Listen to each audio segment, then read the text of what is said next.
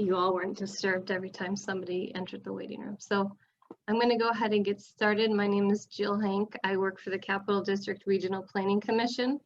I'm an outreach coordinator for NYSERDA's Clean Energy Communities program here in the Capital Region. I am part of the Sustainability Team, my director, Todd Fabozzi, as well as my colleague, Tara Donadio, and our intern, Haley Belkanoff, make up the team. We also have some experts that you're going to hear from today's presentation who offer resources and years of experience on things like the NYStretch Code. So just to get started, this is an informational session, one of many that we will likely host over the course of the next 5 years. This one is specifically for the NYStretch Energy Code. This is one of the unique actions within the Clean Energy Communities Leadership Round. Mike, if you want to go to the next slide, please.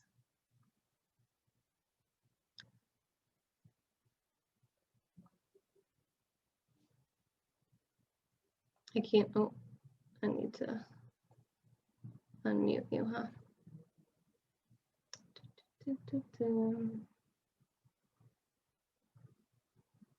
There we go. I will unmute you in a second, Mike. So today's speakers, I am Jill Hank with the Capital District Regional Planning Commission. Our other two speakers are Chris Sgroi, who's a NYSERDA project manager with the Codes, Products and Standards team, and Mike Dewine, who is our circuit rider with North Branch Services. If you want to go to the next slide.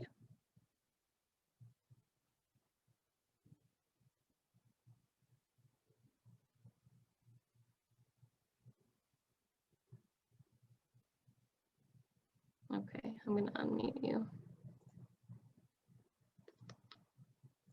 Mike, you can go ahead and unmute. There we go. Have you given me the... Yeah, for some reason, it's not allowing me to advance the slides. You just advanced to the second one. Okay. Sorry about that. That's okay. Thank you, everyone, for bearing with us. So I'm just going to give you a basic introduction to the Clean Energy Communities Leadership Round. The Clean Energy Communities program has been around for almost 5 years now. NYSERDA recently relaunched the Leadership Round, and within Leadership Round are several different changes, including the grant structure. So there are 3 different grant opportunities available through the new program, one of them being an action grant. There are 2 actions that make you eligible, make a municipality eligible for this grant, and one of them is adopting the NYStretch Code. So that is what we are here to talk about today. The NYStretch Code is an advanced version of the New York State Conservation Construction Code. It's about 11% more efficient than the existing code. I'm not going to spend too much time talking about those details. That's what Mike and Chris are here to do today. Municipalities that are able to enforce a uniform code for private buildings are eligible for this high impact action. If you complete this action by the end of the year, so December 31st, 2021, this is the only high impact action within the leadership round that has must be completed by date. If you adopt and enable it by the end of this year, you're eligible for 1,200 points towards a points-based grant. And you're also eligible for either a $5,000 grant or a $50,000 grant. So if you want to jump to the next slide, I think I jumped ahead a little. Yep. So again, Clean Energy Communities designation is not required to be a recipient of this grant. You can complete this one and done action. These grants are available first come, first serve, and for large municipalities, which is 40,000 residents or more, the action grant is $50,000, and there are 40 of those available statewide. And for small and medium communities, which is less than 40,000, there are $105,000 grants available statewide. Next slide, please. Actually, can you just reverse one? Just a couple of housekeeping items. If you'd like to know more about the leadership round, I know I'm not going into great depth about the program itself, we have a webinar available on the CDRPC website. I also encourage you to reach out to me directly. I can send you a handful of resources. The program opportunity notice, the guidance document is an excellent resource. Also, if you just have some specific questions for me about the leadership round, I can answer those for you as well. So today's presentation, Chris and Mike are going to run through their presentation. We are going to field, oh, sorry about that. I'm just letting people in. We're going to field questions within the chat. So if you have any questions come up during the presentations, feel free to put them in the chat, and then we will address those at the end. And then we will open it up for discussion after we address those questions in the chat. So I'm just going to give you a quick introduction to Mike Dewine. Mike is with North Branch Services. He has over 40 years of experience as a national expert in energy efficiency, building science, energy code development, implementation, and training.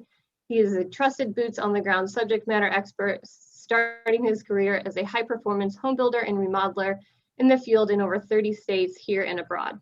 Previously, he was a product manager for Cornell Energy Systems, an energy technical specialist for the New York State Energy Office, technical director at the Alliance to Save Energy, followed by stints as regional manager for IBTS and Leidos Engineering. He has assembled numerous teams for projects in energy efficiency and energy codes, including the groundbreaking the Illinois Building Energy Code Enhancement Program, $10 million program to support energy code enforcement and compliance work. We also have Chris Sgroi, who is a project manager on NYSERDA's Codes, Products, and Standards team. Chris has worked at NYSERDA for over 10 years, supporting programs to provide training and other services and resources to building design, construction, and enforcement professionals aimed at improving energy code compliance and enforcement. Most recently, Chris is leading outreach to promote local adoption of NYStretch Energy Code, New York State's first above minimum model energy code.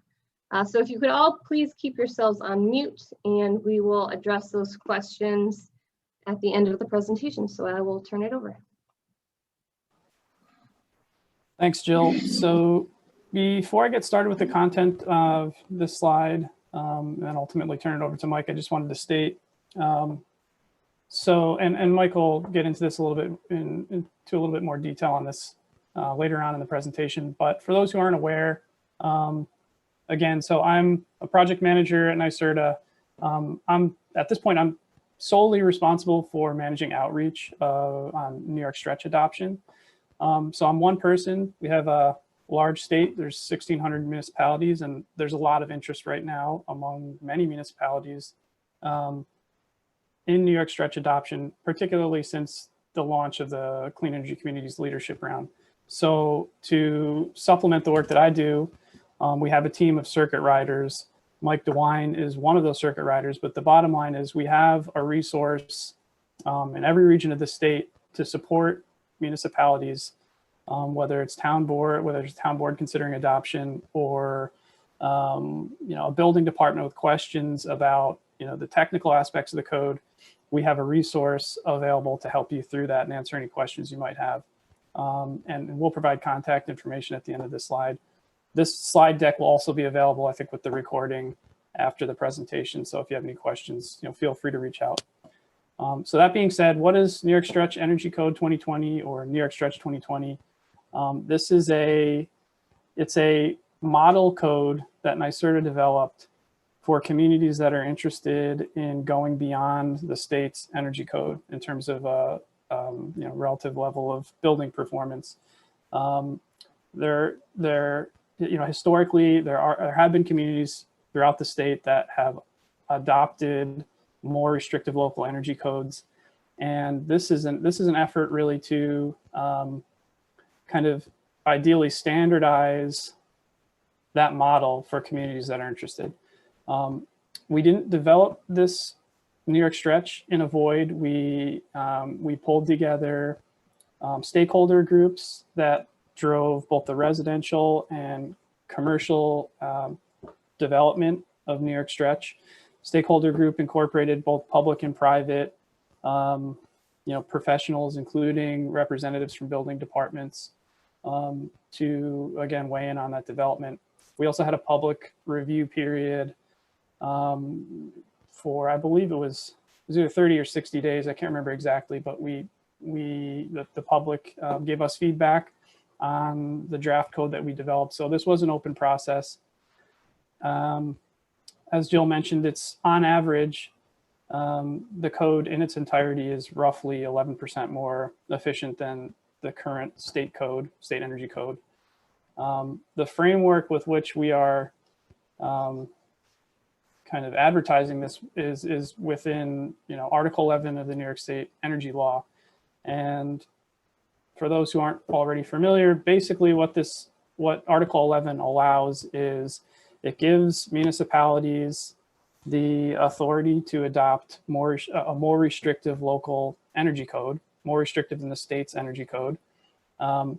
And as long as the municipality files their more restrictive code with Department of State, which is in turn reviewed by the State Building Code Council, they can enforce that code unless and until the Code Council determines that it's not more effective. So basically, you file the code, as long as the Code Council, within 30 days, as long as the Code Council doesn't come back and say, you're putting forth something that's actually less effective than the state's code, you're good to enforce it.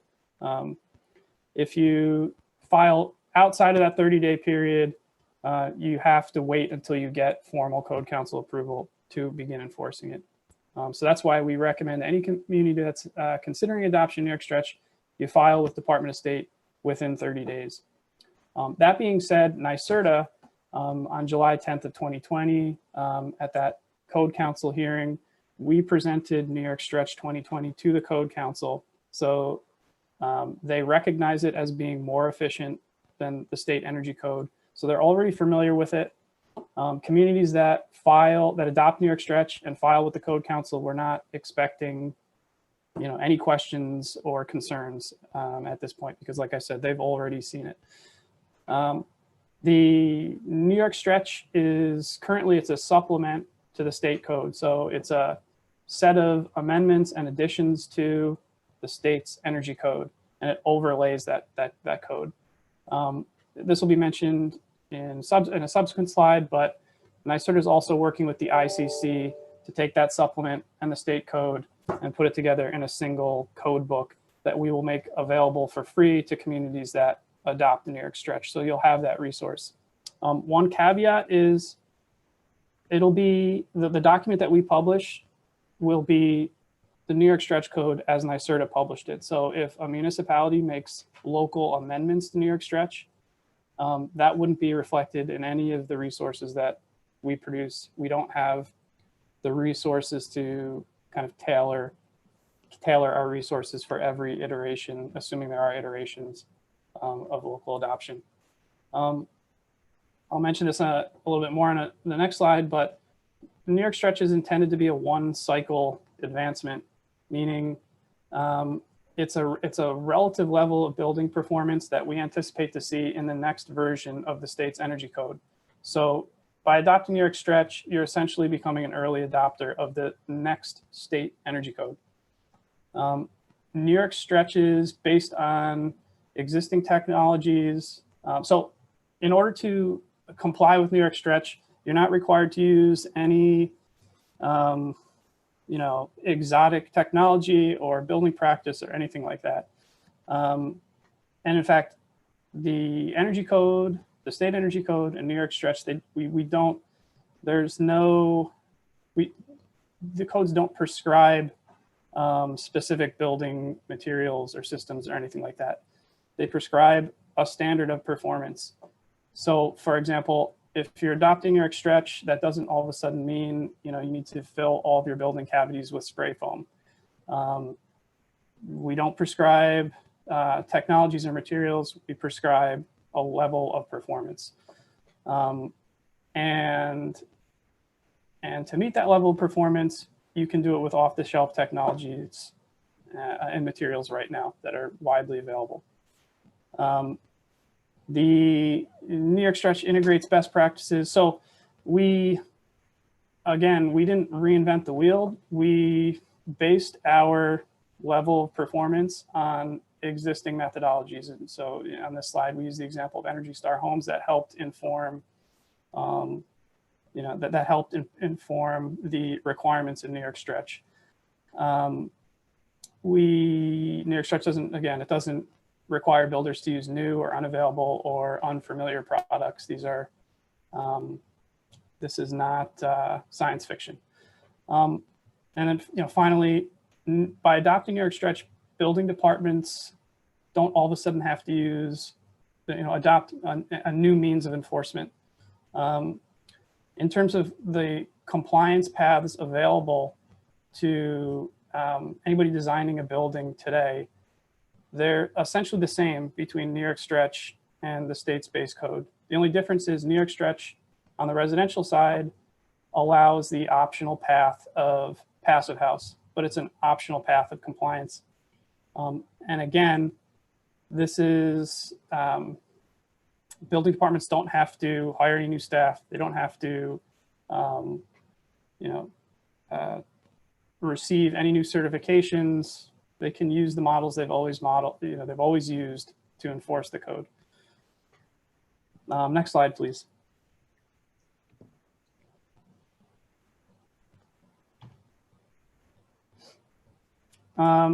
So on this slide, on the graphic on the right side, this is just a good, it's a good way to illustrate kind of the path of, the historic path of energy code development at the national level. So I'm sure many of you know the code that the state energy code that New York State uses it's based on a national model code that's developed by the ICC.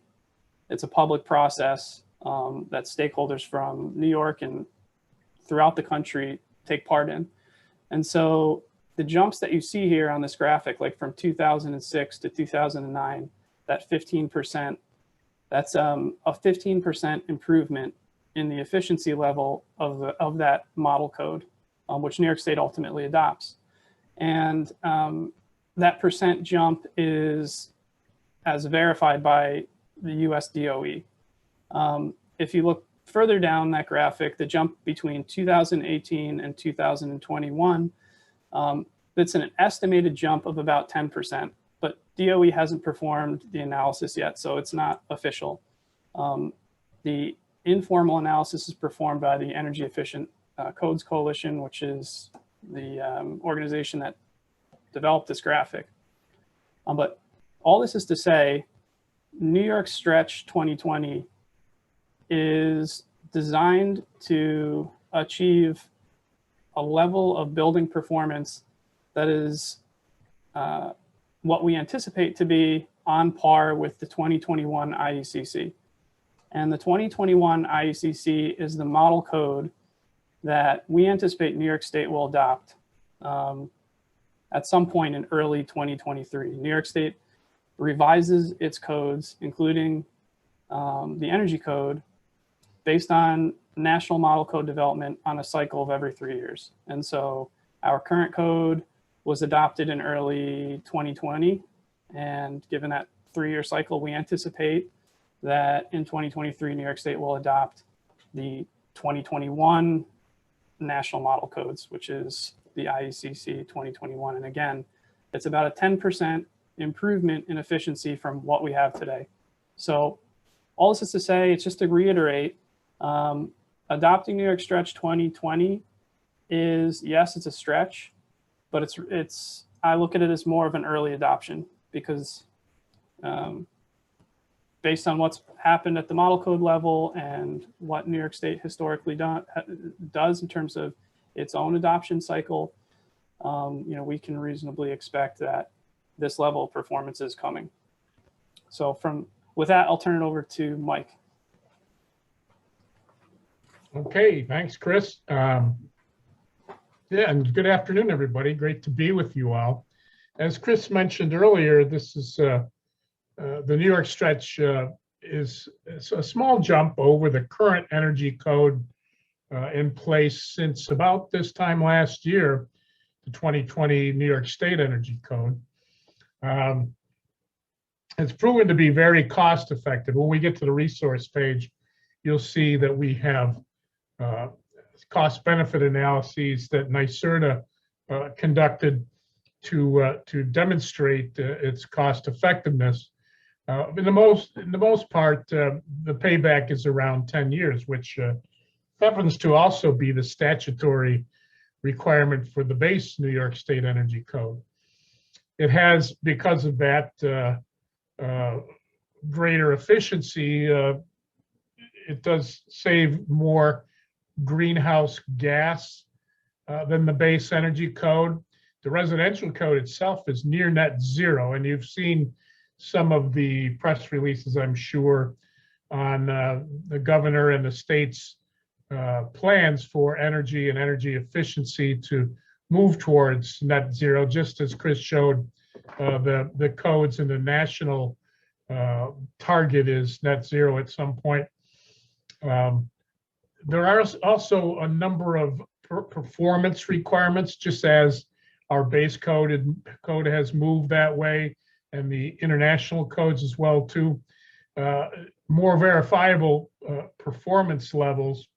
But the bottom line is the bottom line, and that is that about 40% of our total energy use in this country on average is utilized by buildings, and an energy code is the most comprehensive way to address those buildings, energy use in new construction and also in renovations of existing buildings. I'm certainly the graybeard in the bunch here, and been in this business for quite a few years. I actually like to promote the non-energy benefits as well. But long term, we do save energy, which helps tenants and owners, occupants, residents lower their bottom line. And we know from studies by many, many organizations that dollars you save in the community are very likely to stay in that community, either through the energy savings and spending of that savings in other areas, or through jobs and payrolls and what have you.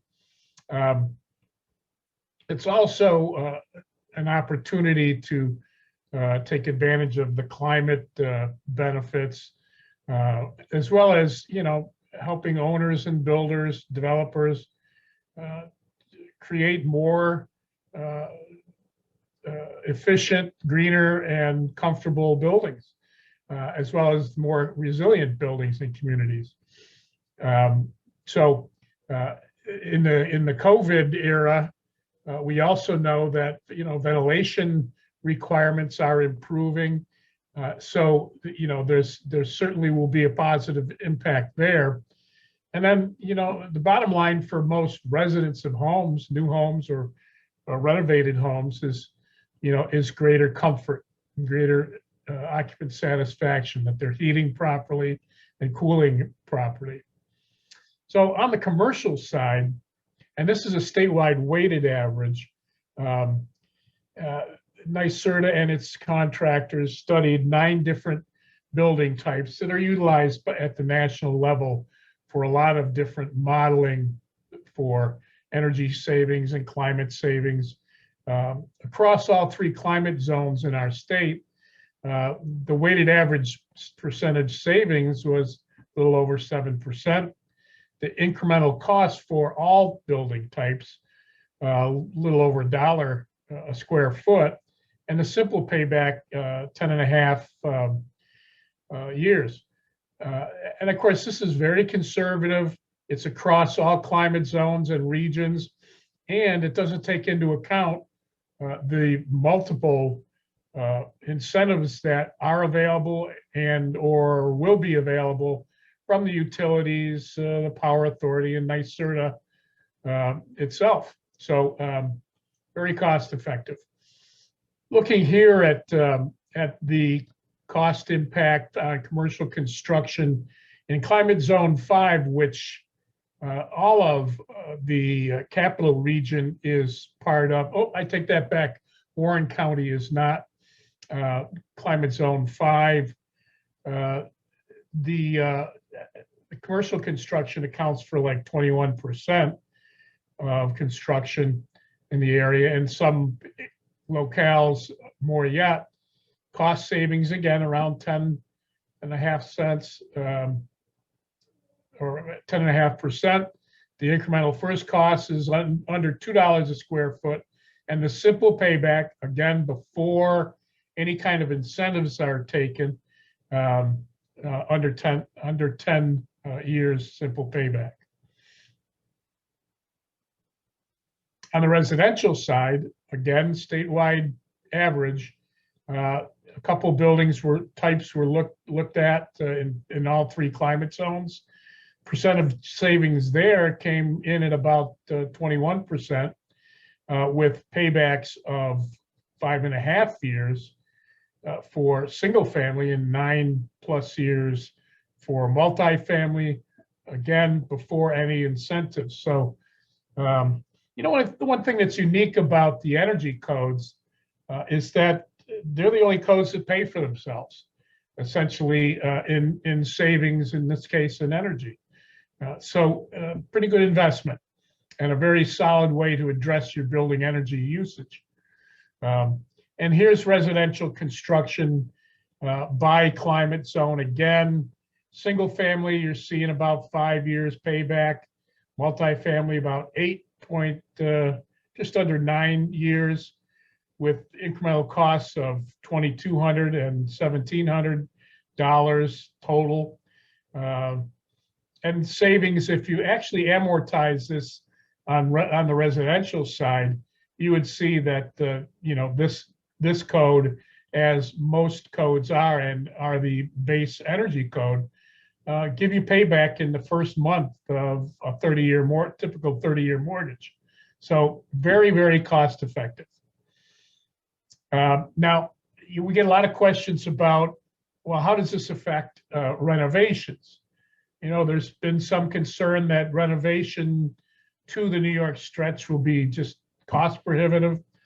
And in fact, that really isn't the case, and probably isn't anything that anybody would take much into consideration when doing a renovation. It works, and overall, it should be known, I did see a couple friends from the code enforcement group with us today. Everything basically works the same as the New York State Energy Code that you've been working with for all these years works. It has the same triggers for renovations. And it only applies to new work. For example, if you're tearing off a roof membrane and have some damaged or all damaged insulation underneath it, you probably will only have to bring up to the New York Stretch Code the level of insulation. I did start looking at some examples of that, and generally speaking, and pretty much statewide, it only requires an R value of about R3 to come up from the base, what the base energy code requires when you do a renovation, to the New York stretch. That R3 is in the kind of nowhere land in terms of cost increase, and probably would not require any incremental cost increase for materials or for labor. It's all pretty much the same. Now obviously there's lots of other renovation situations, and we hope to be able to take a look at that at some point. But there are some commissioning requirements, particularly for air barriers. We learned that we're creating new commercial buildings that and renovating them without any consideration for air barriers like we have in residential codes. And you know, if there's the opportunity to improve the air barrier, well, then you must, to the same triggers that the energy code, the current energy code requires. And basically there's any newer existing building requirements for residential constructions. So, again, it all comes down to in new buildings, any requirements that refer to in new buildings, even if they're mandatory, are never mandatory for existing building projects. Again, it all comes down to, if you're doing new work in an existing building, you have to see if it triggers the base energy code that you would be enforcing anyway, and then maybe increase it incrementally to the New York Stretch Code. Another really interesting tool that's been developed for New York, again with support by NYSERDA, are the ComCheck and ResCheck tools. These tools are fairly universally used by code officials across the state, and they are available with a trigger, or I should say a selection option for the 2020 New York stretch you see in blue down here on the pull down screen. So as a code official, as you're taking in either ComCheck or ResCheck that you often require for any of these projects anyway, you would just need to make sure that that the project's been modeled and designed to that ComCheck using the New York Stretch option for that software. And this has been, developed by Department of Energy and their contractor PNNL, and it's only available. It's not available in the software that you can download. You have to use it from the web source ComCheck or ResCheck. But again, this is something that everybody on the design side uses and is often required as a submittal, a documentation submittal for permit application. There are some requirements for third-party review, and if you wanted to have a third-party, to the extreme, review the ComCheck material submittal for plan review and then site inspection afterwards, you could do that. In fact, there's one community in the Hudson Valley that's going to do that for their ComCheck or for their commercial projects, I should say. The ComCheck itself does not include any local amendments you might have added to the New York Stretch, but very important to know that the software does not cover any local amendments.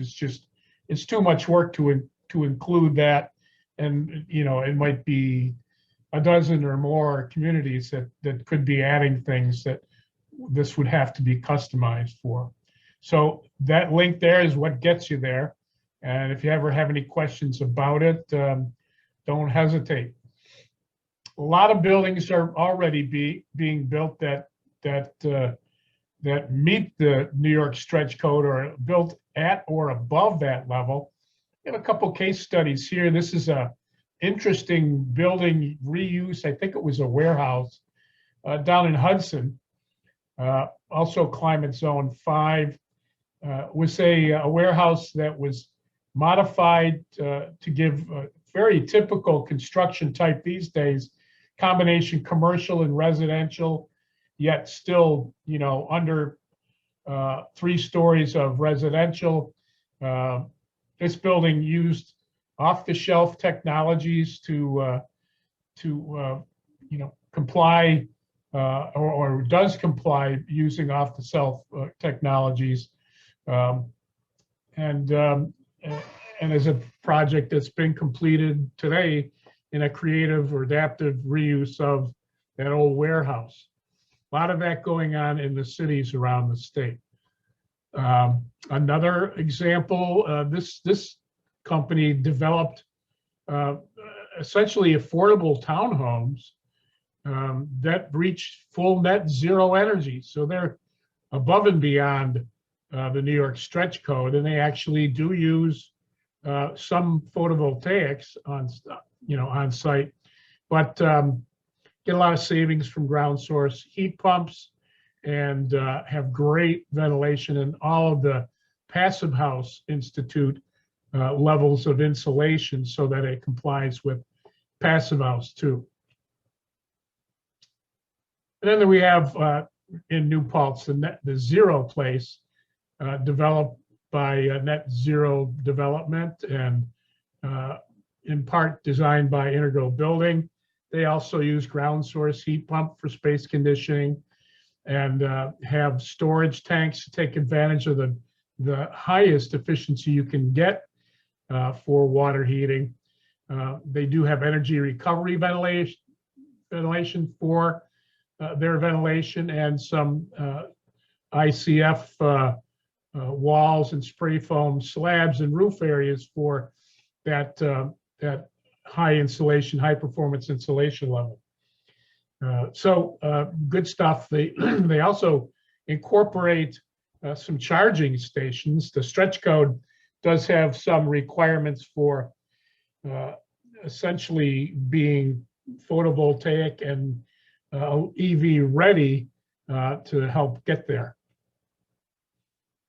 City of Beacon was our first adopter here in New York State. We worked down there in 2019 and early 2020 before the COVID hit. And the way that worked is, they had been identified as early potential adopters to get involved in the Clean Energy Communities Action Item hunt and clean energy communities in general.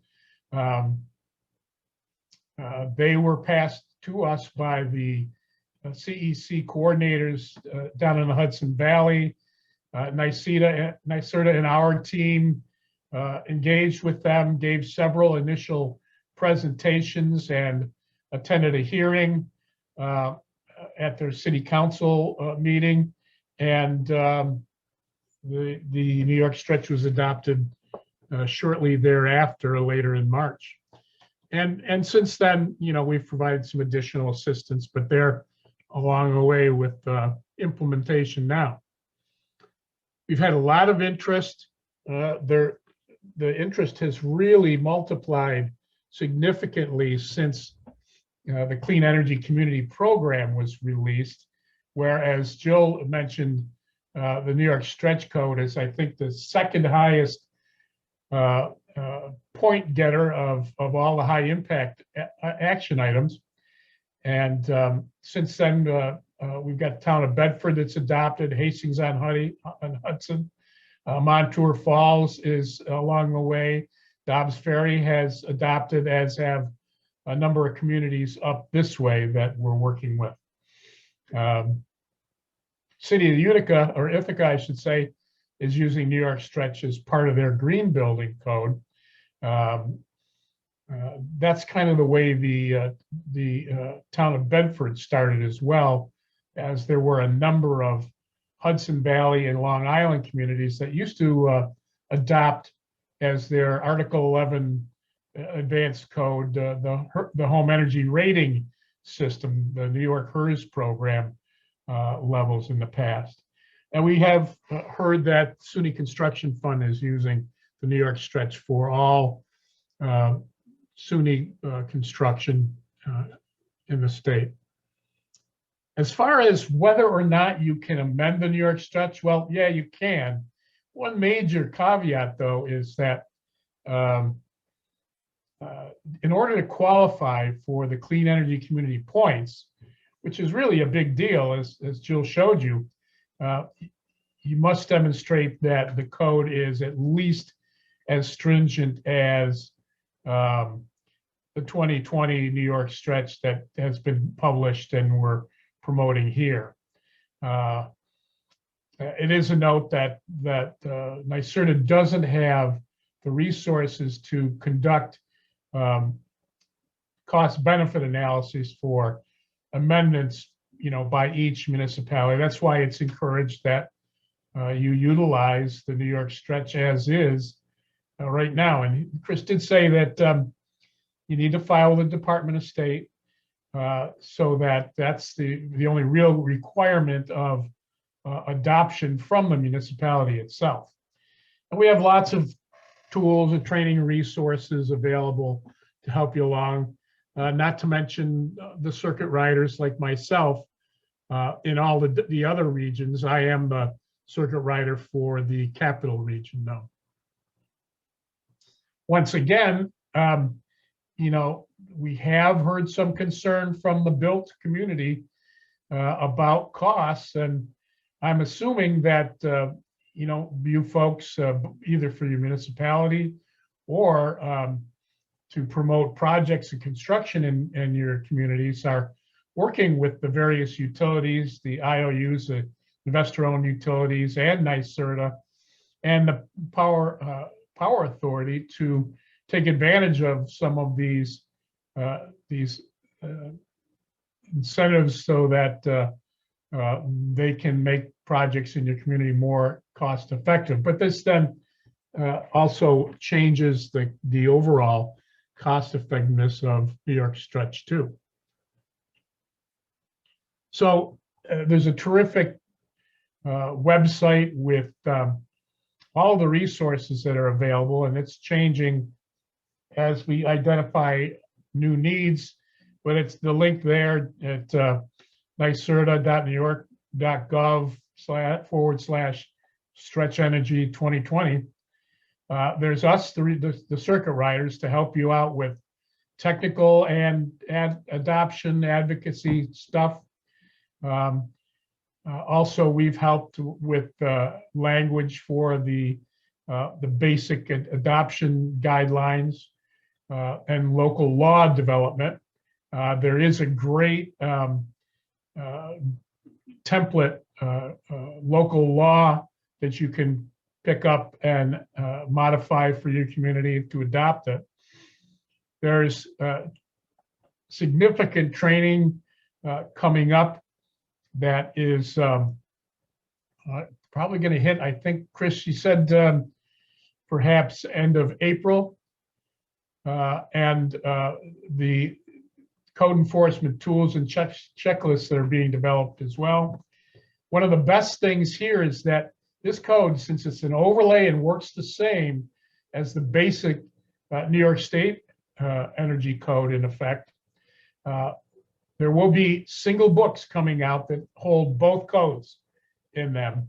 And so you don't have to check around. Again, the code officials in the attendance here today know what a disaster it is having to go from book to supplements to what have you. It'll all be in one book, laid out the same and in the same organization as the base energy code that New York has adopted. Those res check and com check materials, as I mentioned before, there's a hotline as well that can help you out with interpretive questions, issues you run into. And again, you have to remember that if you did want to add requirements to this code, the support just is not there for communities to do a lot of enhancement themselves. It would spread the resources too thin, and it's not there. So if you do think that you would adopt the New York Stretch and want to do additional changes, good idea to talk to us to find out what's coming down the pike and how that might work against you. So the way you get started as a community is with the folks who are working in the Clean Energy Communities program for your community, reach out to your local coordinator. In this case, it's Jill Hank, who you've met, and Tara Donadio. Their contact information is here. Tara is out on maternity leave for now, so you will want to get a hold of Jill if it's soon. And all of the Clean Energy Communities material is listed here at this website we're showing you. So that, in a nutshell, is it. Here's the hierarchy of the New York Stretch Circuit Riders program. Again, Sgroi is our fearless leader here. Newport Ventures is managing the overall program for circuit riders statewide. And then down below, you see the listings for Capital Region, North Country, Westchester is me as the circuit rider. Southern Tier is Lou Vogel at Tatum over in Ithaca. And then Central New York, Mohawk, and Finger Lakes is covered by Josh and Kevin Stack. So with that, I guess we'll take some questions. I haven't looked at the time here recently. Looks like we got about 10 minutes. If we have any questions. So we've got 10 minutes. Thank you, Mike and Chris, for that presentation. I have a couple questions, and then we'll jump to the attendees. One question: on 2 slides ago, you mentioned the code books, and Chris had mentioned them earlier. If people are interested in getting a copy of those code books once they're available, does the municipality have had to adopted the code for them to get those resources? How do you go about getting those? So, and just to clarify, I think Mike mentioned earlier that we would have training available by the end of April. We'll have that code, but we're anticipating we'll have that code book available by the end of April. And so we will be, NYSERDA will be purchasing initially, I believe, 100 copies of that book. The priority will be to give that book to communities that adopt New York Stretch, obviously. But it may be that we have free copies available for communities that are even just considering it. So I would just suggest, if you have interest, to contact us, and we'll determine if we can get you something for free. If we can't get you something for free, the book will also be available for purchase on the ICC's website. I don't have a cost on that in front of me, but just as a point of comparison, I believe the state energy code is available for purchase on the ICC's website for like $30 or $40. So it's not a huge expense. And I would expect that the New York Stretch Code will be like in that same ballpark. And I don't know, Chris, I imagine though there might be the opportunity that Department of State and ICC might put up a read-only copy online like all the other New York State codes. I don't know if you've determined that or asked yet, but that's a possibility as well. Yeah, I haven't determined that yet. That's still a question.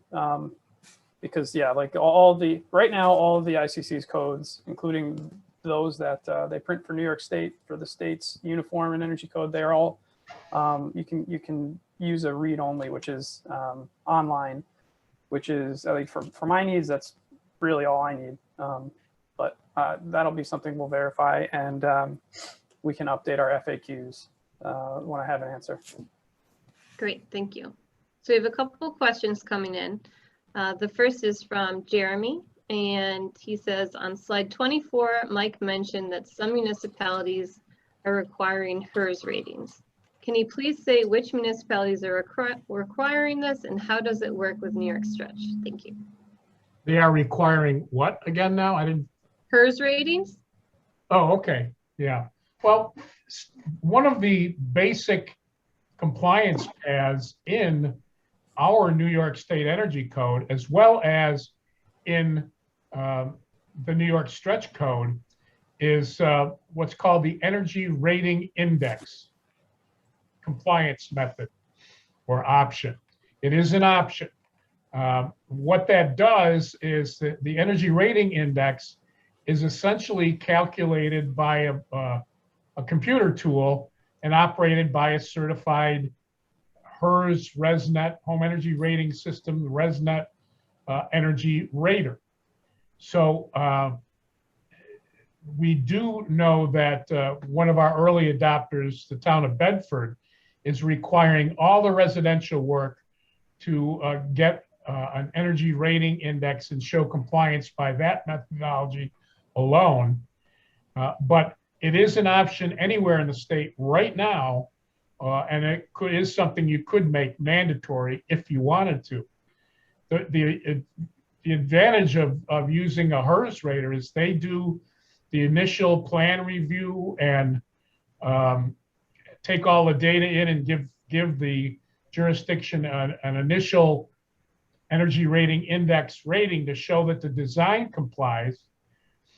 They do all of the inspection if you want to, or they can do the bulk of it and report to you as the jurisdiction. And then they do a final as-built test out with blower door testing and all the other aspects. So it's something that's an option currently with the New York Energy Code and with the New York Stretch Code. And it has some advantage if you want to get some help from a HERS rater doing the enforcement of the Residential Energy Code. I just want to reinforce something, and then we can move on to the next question, but I just want to be abundantly clear about this. So there are communities that historically that have limited the compliance paths just to that ERI score, but they've made the decision to do that at the local level. The Right. state code requires, the state code gives those designing residential buildings right now 3 options for compliance. You can do it prescriptively, meaning like you follow a checklist of, basically you follow a checklist of requirements. You must meet this level of insulation, or that level of efficiency. It's a checklist. Other options, the ERI path that Mike mentioned, which is I won't go into any further detail, and then also a full-blown like energy model, which is extremely uncommon. So it's a performance path. The stretch code allows those 3 same options and adds the 4th of passive house compliance. But these are all options that are available to those designing buildings. You do not need to limit those options to the ERI path only. Some communities have chosen to do that at the local level. They've amended New York Stretch to limit to that 1 single option, but that is not a requirement. That is something that communities have made the decision to do. So before we get to the next question, I just wanted to reiterate a couple things. This recording, as well as the PowerPoint, will be available after the fact. I will send it around to all of the attendees.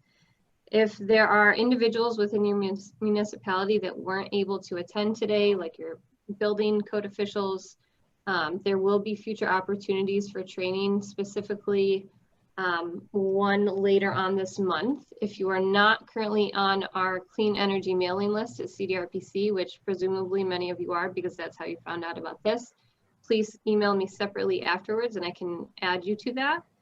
If this is something that you're very interested in, but you would like your municipal decision makers to hear more about it, Mike is available to give presentations directly to your municipality. So we really encourage you to reach out and pursue those options. And with that, our next question is, at the local level, how would communities enforce the code, since it seems that it's open to builders as to how they achieve this 11% more efficiency?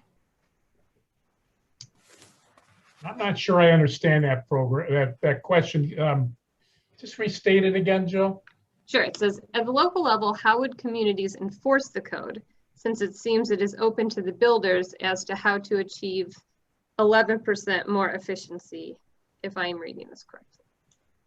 Well, I mean, the answer is simply that, again, all of the options that are available to a builder in the basic New York State Energy Code that's being enforced right now are available in the same way it's enforced by jurisdictions would apply. The only slight difference is the passive house option, which uses for the energy part of it an energy rating index. So a certified energy rater is usually the third party that does that work and works with the code official to make sure that the design and the finished building comply and are tested and what have you. So it's enforced the same as our base 2020 New York State Energy Code. It's all the same, just some of the numbers are different. I also want to add to that. So whether you're talking about a building being designed to passive house standards or a building designed to meet the ERI option within the code, the index option, those two paths use third-party verification of the building, but that third party is secured by the building owner. There's no requirement in the code for a building department to suddenly, get certification to become a HERS rater or a passive house certified rater. It's on the building owner to secure that certification as part of the process. And what they do is supply the documentation that the rater provides to the municipality. But there's no additional burden on the municipality in terms of like certifications or hiring new staff or anything like that. From an enforcement standpoint, there really are no differences between NYSERDA 2020 and the state energy code. And so in terms of like the 11%, how do you verify the 11% increase? I'll just use a very simple example. So if there's a single family home that's being permitted in a municipality today, and a municipality is using the state energy code, the walls have to be a certain R value, and if you're using a prescriptive approach. And so those plans and specifications should dictate that the building will be built to meet that specific R value. And the code enforcement official is responsible to verify that in the plans. If the community adopts NYSERDA 2020, the building official is still verifying an R value, but they're verifying a higher R value that the energy code stipulates in those prescriptive tables. So it's not reinventing the wheel. The widgets are changing. Okay. And if anybody has, building department staff or, stakeholders from, the builder developer communities, in your region, want to go into more detail on like the technical aspects of the code and where those widgets differ and how, we can definitely get into that. Yeah, please don't hesitate to just pick up the phone and call me. I'll be glad to work through any of these questions with you. If you don't get me immediately, leave a message and I'll get right back to you as soon as I can. But please do take advantage of the services and take a close look. So I want to be respectful of everybody's time. We're 1 minute over. We do have a couple more questions with which Mike and Chris, if you're okay to answer those questions so that they're available in the recording, folks can come back if they have to jump off and listen to those answers. And just to reiterate, if you think of questions after the fact, contact us and we'll get back to you with those answers. But if you guys are okay to answer these last two questions and then we'll call it a day. Yeah, I can say Absolutely. Okay, so the next question is, does the passive building path require Department of State approval as a more restrictive code? No, it actually does not.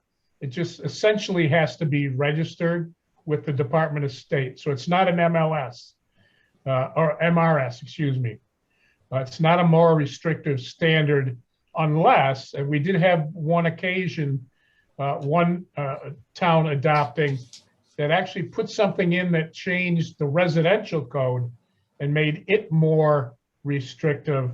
Therefore, they actually took that requirement out so that it didn't have to go through the more restrictive standard process with review and process with Department of State. So it's good to go as it stands unless the jurisdiction changes something else that's not part of the NYSERDA Code exclusively.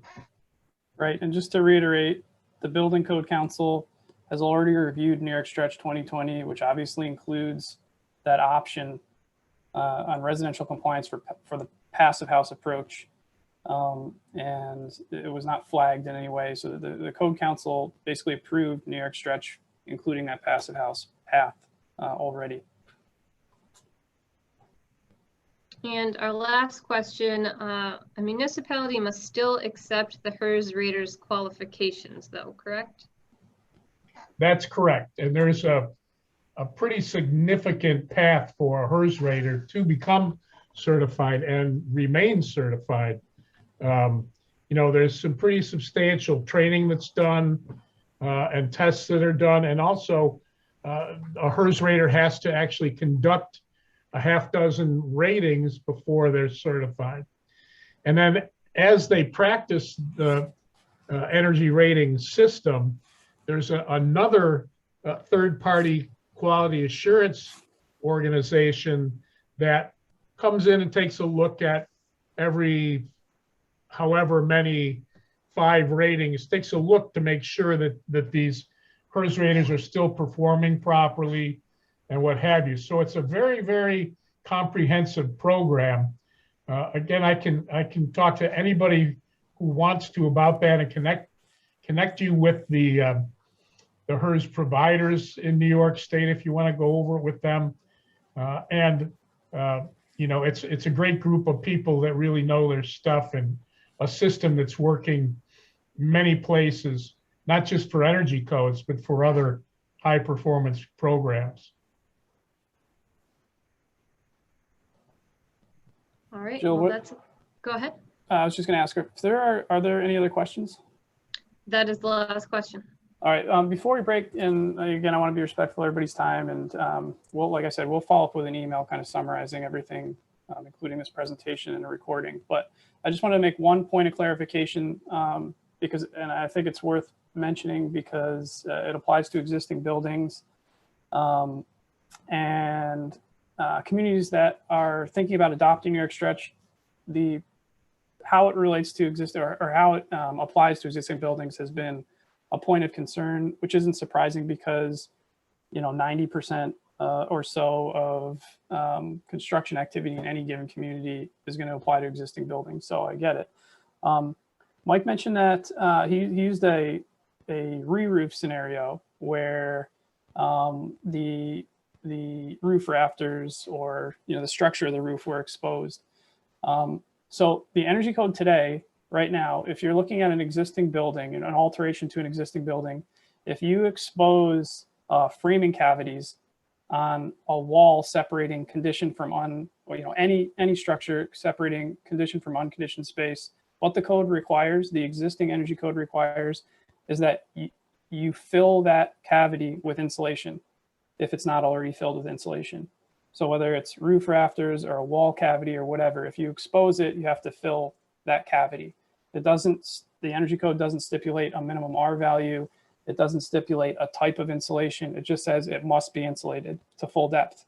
The New York Stretch 2020 does not change that.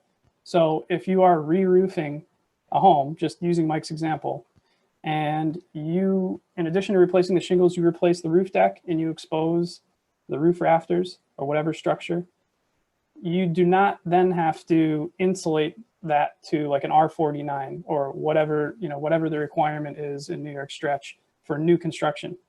All you would have to do is if that roof deck is part of the envelope of the building, you have to fill that rafter. So if it's an 8-inch rafter, it's 8 inches of insulation. There's no R value requirement. There's no insulation type. So I just want to be clear because there are concerns about how the energy code, the New York Stretch 2020 will impact existing buildings. And the differences between New York Stretch 2020 and the base energy code that you're already enforcing today are very minimal. We're not heaping on new requirements for homeowners and building owners that are going to be potentially prohibitive based on their existing conditions. So I just want to lean on that a bit. Yeah, and I'm sorry, that's my fault. The example I gave was for a flat deck with the insulation on top of the decking.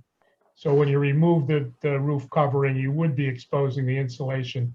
In that case, it was only an increase of R3 over the requirement you'd have to do for the base New York State Energy Code to go to the New York Stretch. So good point, Chris.